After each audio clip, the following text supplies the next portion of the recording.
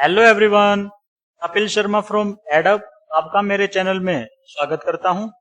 हमने स्टार्टिंग की 2 वीडियोस में परमुटेशन के कॉन्सेप्ट को समझा है और उससे रिलेटेड क्वेश्चंस किए हैं जो गवर्नमेंट एग्जाम में आते हैं। ठीक है, अब हम पढ़ेंगे कॉम्बिनेशन। हम कॉम्बिनेशन के कॉन्सेप्ट को समझेंगे और उससे रिलेटेड क्वेश्चंस करेंगे जो गवर्नमेंट एग्जाम में आते हैं। ठीक है, स्टार्ट करते हैं। देखिए, कॉम्बिनेशन का मतलब होता है सिलेक्शन। ठीक है, और सिलेक्शन में क्या मैटर नहीं करता, ऑर्डर। दोबारा से सुनिए, कॉम्बिनेशन का मतलब होता है सिलेक्शन और इसमें क्या मैटर नहीं करता, ऑर्डर। ये दो ही चीजें हैं जो कॉम्बिनेशन को बनाती हैं। कॉम्बिनेशन में क्या होता है, सिलेक्शन, और इसमें क्या मैटर नहीं करता, ऑर्डर। ठीक है, अब देखिए मैं एक एग्जांपल लेता हूं जिसमें मैं आपको बताऊंगा कि सिलेक्शन का मतलब क्या होता है। ठीक है, और सिलेक्शन में ऑर्डर मैटर क्यों नहीं करता वो भी आपको समझ आ जाएगा। ठीक है, मान लीजिए मेरे पास 3 लेटर हैं, ए, बी और सी। अब मुझे इन 3 लेटर्स में से 2 लेटर्स चुनने हैं। ठीक है, आप कितने तरीकों से इन 3 लेटर में से 2 लेटर्स चुन सकते हैं वो देखिए। पहले तो हम ए बी को चुन सकते हैं, ठीक है, या फिर मैं बी सी को चुन सकता हूं, ठीक है, या फिर मैं ए सी को चुन सकता हूं। ठीक है, कितने तरीके हो गए, 1, 2 और 3। अब देखिए, जब मैंने ए बी को चुना तो मैंने किसको रखा, पहले ए को, और फिर किसको रखा, बी को। मैं पहले बी को भी रख सकता हूं और फिर किसको रख सकता हूं, ए को। दोनों एक ही सिलेक्शन के वे माना जाएगा। ठीक है, ये दोनों एक ही वे है सिलेक्शन का। क्यों एक ही वे है सिलेक्शन का, क्योंकि इन दोनों में जो एलिमेंट्स है वो सेम है। इसमें एलिमेंट्स कौन कौन से हैं, ए और बी, और इसमें भी एलिमेंट्स कौन कौन से हैं, बी और ए।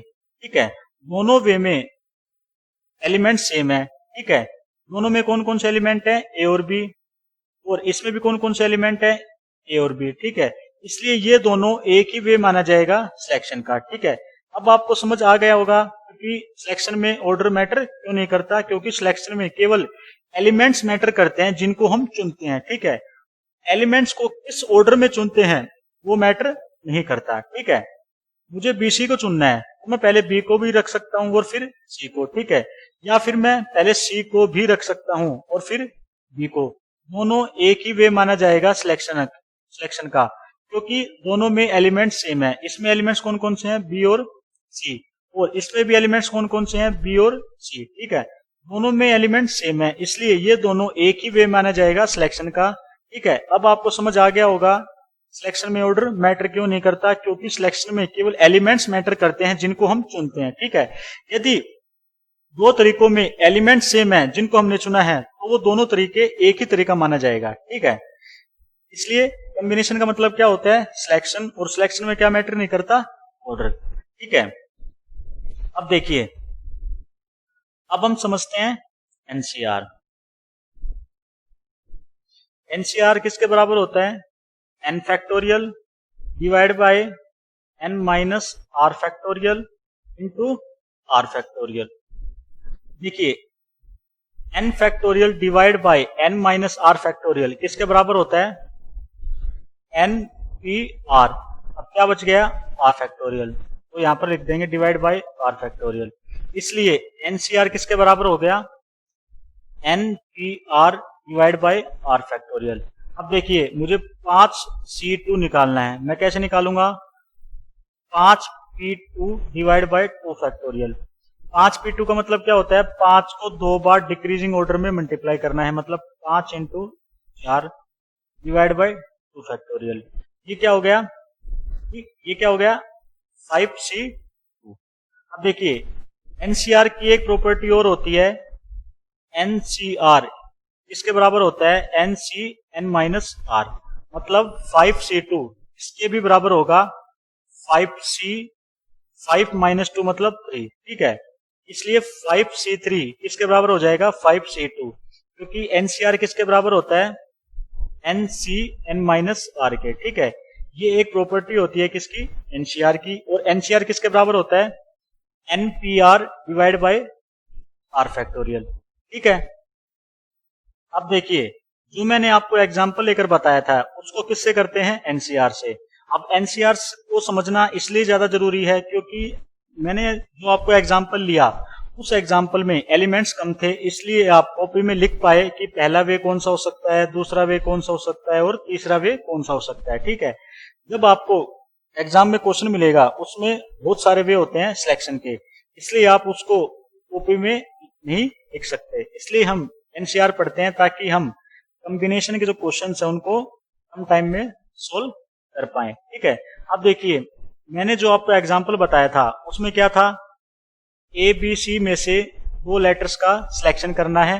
ठीक है, और उन लेटर्स को कितने वे में सिलेक्ट कर सकते हैं वो हमें निकालने थे। ठीक है, अब देखिए एनसीआर का कैसे यूज करना है। एन का मतलब क्या होता है, नंबर ऑफ एलिमेंट्स या फिर नंबर ऑफ लेटर्स या फिर नंबर ऑफ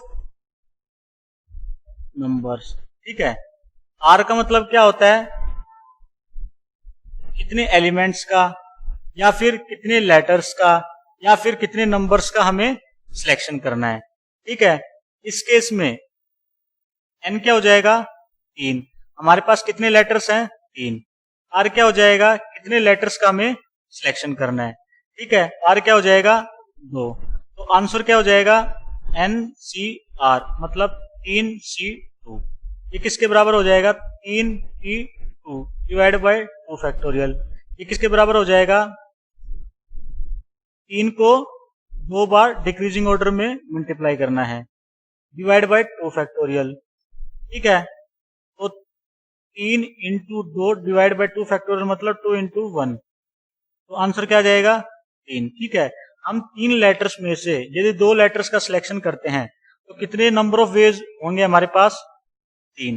ठीक है, कॉम्बिनेशन में एक चीज और मैटर करती है, यदि क्वेश्चन में एंड दिया हो तो हम क्या यूज करेंगे, मल्टीप्लिकेशन, और यदि क्वेश्चन में और दिया हो तो हम क्या यूज करेंगे, एडिशन। ये 2 चीज कॉम्बिनेशन के क्वेश्चन में बहुत ज्यादा इंपॉर्टेंट है। यदि क्वेश्चन में एंड दिया हो तो हम यूज करेंगे मल्टीप्लाई, यदि क्वेश्चन में और दिया हो तो हम यूज करेंगे प्लस। ठीक है, क्वेश्चन को ध्यान से देखिए, हमारे पास 10 चिल्ड्रन का ग्रुप है जिसमें 6 लड़के हैं और 4 लड़कियां हैं। ठीक है, हमें 4 चिल्ड्रन को सिलेक्ट करना है। ठीक है, हम कितने डिफरेंट नंबर ऑफ वेज में उन चिल्ड्रन को सिलेक्ट कर सकते हैं वो हमें निकालना है। ठीक है, कंडीशन क्या है, एटलीस्ट 1 बॉय होना चाहिए। एटलीस्ट का मतलब होता है कम से कम, कम से कम एक लड़के का मतलब है कि एक लड़का तो होना ही चाहिए, एक से भी ज्यादा हो सकता है। ठीक है, अब देखिए हमें कितने चिल्ड्रन का सिलेक्शन करना है, 4 का। ध्यान से सुनना। ठीक है, अब देखिए 4 चिल्ड्रन के सिलेक्शन में केसेस बनाते हैं। यदि एक लड़का होगा तो लड़के कितनी होंगी, 3। मैंने एक लड़के से स्टार्ट क्यों किया, क्योंकि कम से कम एक लड़का होना चाहिए। ठीक है, कम से कम का मतलब है कि या तो एक लड़का होगा या फिर उससे ज्यादा लड़के होंगे। ठीक है, इसलिए मैंने माना सबसे पहले यदि एक लड़का होगा तो लड़कियां कितनी होंगी, 3, मतलब एक लड़का एंड 3 लड़कियां। और यदि 2 लड़के होंगे तो लड़कियां कितनी होंगी, 2, मतलब 2 लड़के एंड 2 लड़कियां। और यदि 3 लड़के होंगे तो लड़कियां कितनी होंगी, 1, मतलब 3 लड़के एंड 1 लड़कियां। ठीक है, और यदि 4 लड़के होंगे तो लड़कियां कितनी होंगी, 0, मतलब 4 लड़के एंड 0 लड़कियां। अब देखिए एंड का मतलब होता है मल्टीप्लाई, और का मतलब होता है प्लस। एंड का मतलब होता है मल्टीप्लाई, और का मतलब होता है प्लस। एंड का मतलब होता है मल्टीप्लाई, और का मतलब होता है प्लस, और एंड का मतलब होता है मल्टीप्लाई। अब देखिए मुझे एक लड़के का सिलेक्शन करना है, टोटल लड़के कितने हैं, 6। तो एनसीआर का मतलब क्या होता है, टोटल तो ऊपर आता है सी, और टोटल में से कितने का सिलेक्शन करना है वो नीचे आता है, मतलब एक लड़के का। एंड है मतलब मल्टीप्लाई, 3 लड़की चुननी है, टोटल लड़की 4 है। ठीक है, तो टोटल ऊपर सी, टोटल में से कितनी लड़कियों को सिलेक्शन करना है वो नीचे। ठीक है, ये तो हो गया हमारा पहला केस। और मतलब प्लस। ठीक है, 2 लड़कों को सिलेक्शन करना है, टोटल लड़के हैं 6, टोटल में से कितनों को सिलेक्शन करना है, 2 का। ठीक है, एंड मतलब मल्टीप्लाई। ठीक है, अब 2 लड़कियां हैं टोटल लड़के हैं 4, कितने लड़कों को सिलेक्शन करना है 2 का, तो टोटल ऊपर सी और कितनी लड़कों को सिलेक्शन करना है 2 का, और मतलब प्लस लड़कों का कितनों का सिलेक्शन करना है 3 का, टोटल है 6, तो टोटल ऊपर सी कितनों का सिलेक्शन करना है 3 का, एंड मतलब मल्टीप्लाई एक लड़की का सिलेक्शन करना है, टोटल लड़की है 4, सिलेक्शन कितनों करना है 1 का, प्लस टोटल लड़के 6, कितनों का सिलेक्शन करना है 4 का, तो 6 सी 4, एंड मतलब मल्टीप्लाई कितने लड़कों का सिलेक्शन करना है 0 का, और टोटल लड़की है 4, तो 4 सी 0।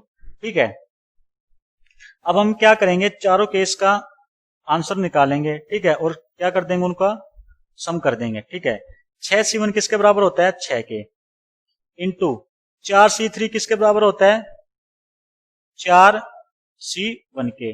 ठीक है, और 4C1 किसके बराबर होता है 4 के, प्लस 6C2 किसके बराबर होता है 6P2 divide by 2 factorial, into 4C2 किसके बराबर होता है 4P2 divide by 2 factorial, plus 6C3 का मतलब होता है 6P3 divide by 3 factorial, into 4C1 किसके बराबर होता है 4 के, प्लस 6C4 किसके बराबर होता है 6C2 के, और 6C2 किसके बराबर होता है 6P2 divide by 2 factorial, into 4C0 किसके बराबर होता है 1 के।